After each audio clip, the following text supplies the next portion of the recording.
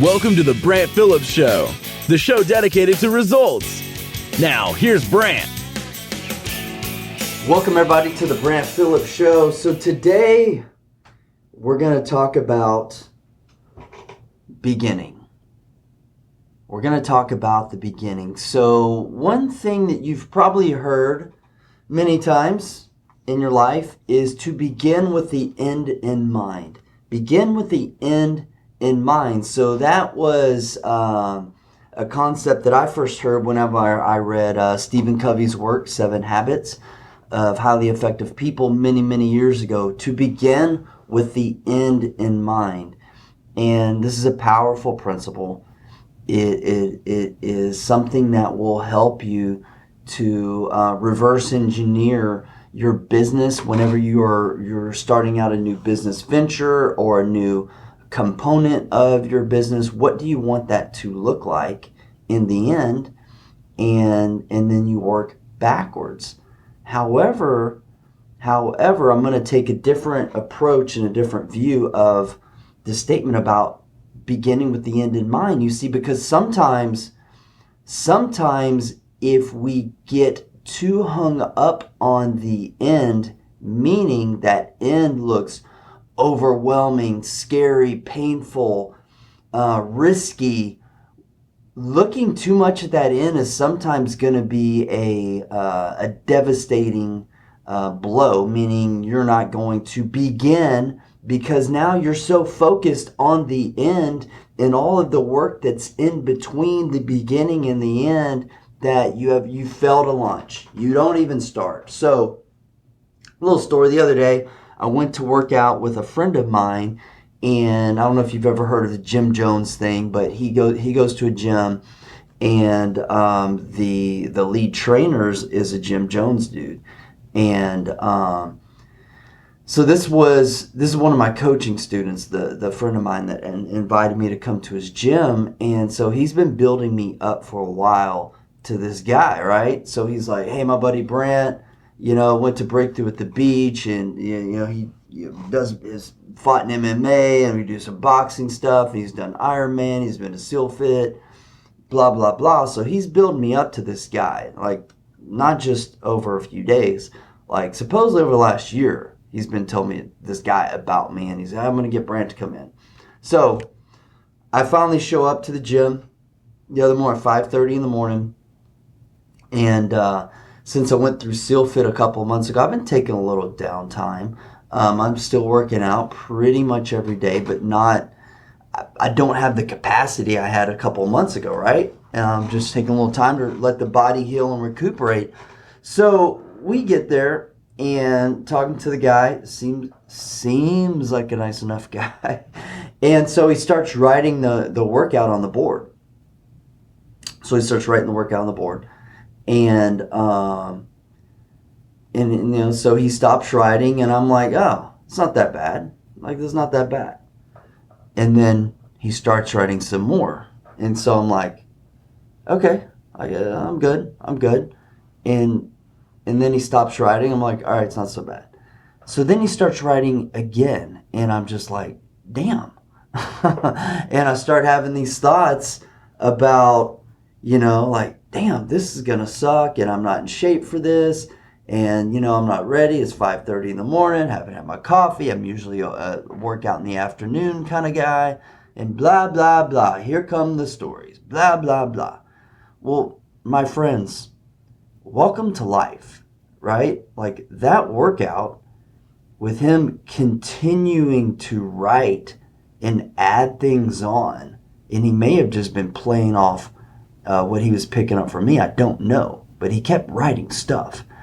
Look, if you're waiting to know where the finish line is going to be exactly, or if you need to know every single little minute detail and every aspect of the journey and the undertaking that you are about to take on, then you will get so overwhelmed and bogged down by these thoughts and being overwhelmed that you will never get started.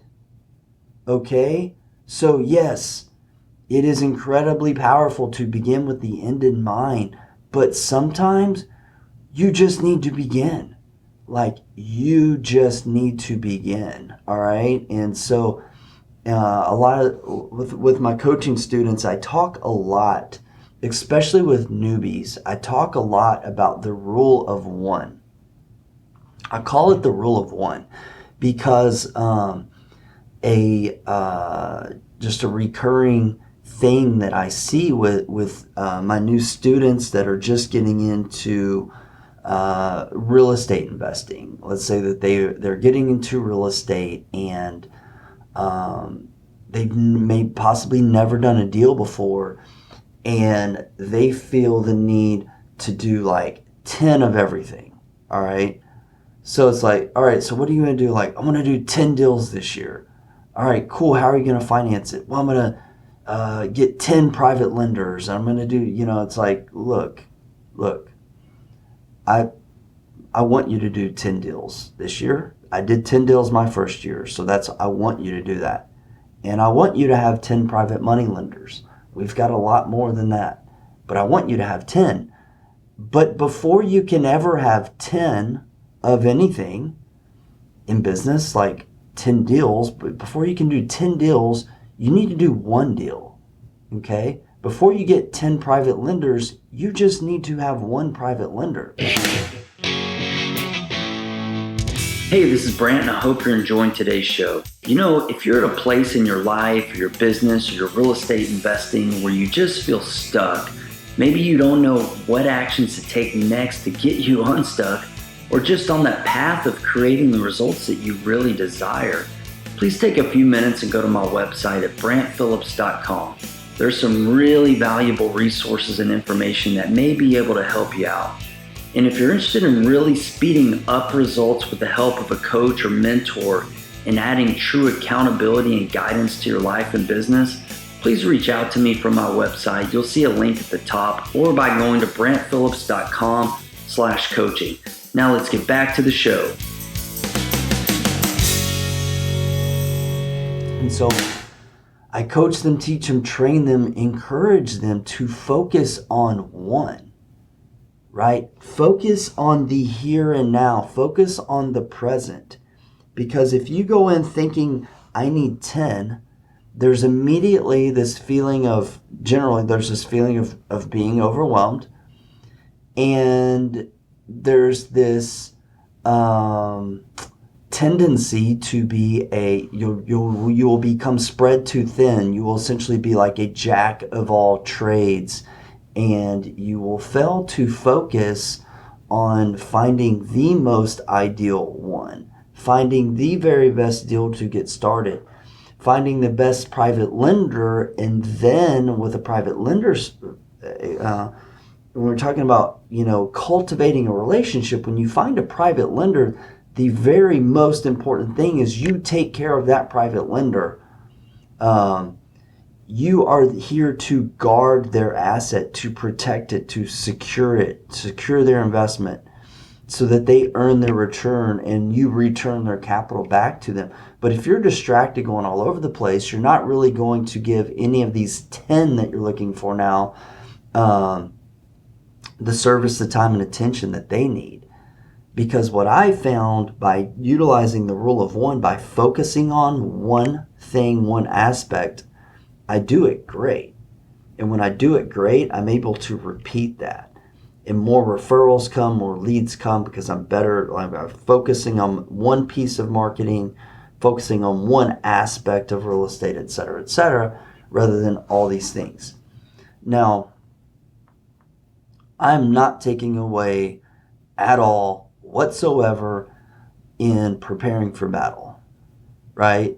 Like Dwight D. Eisenhower said, in preparing for battle, I have always found that plans are useless, but planning is indispensable. So if you could look into my office right now, my big whiteboard, I've got things drawn out for next year, all over the board, including, which taking up 80% of a ginormous whiteboard, our org chart and everybody's roles and responsibilities and some new hires that we have coming into the year.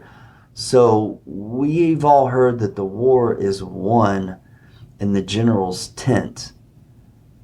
But even the best plans only last until the boots hit the ground. All right?